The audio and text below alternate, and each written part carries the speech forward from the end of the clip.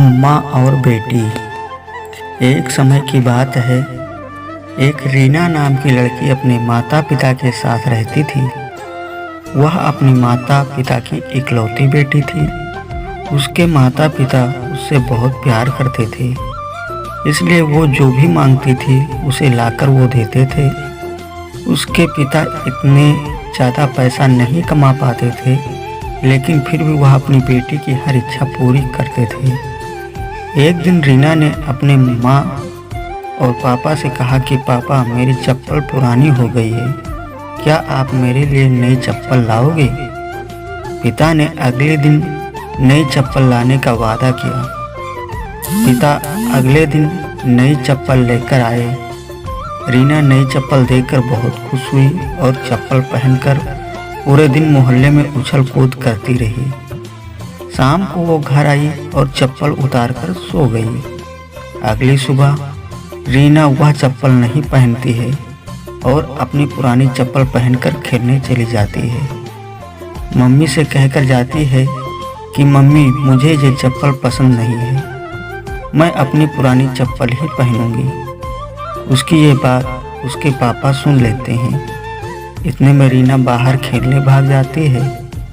रीना के पिता उसके पीछे गए और उसे अपने पास बुलाकर कहा, बेटा, अगर तुम्हें नई चप्पल नहीं पहननी है तो तुमने क्यों मंगवाई और तुमने उसे कल पूरे दिन पहन कर रखा। अब हम इसे वापस दुकानदार को भी नहीं दे सकते हैं।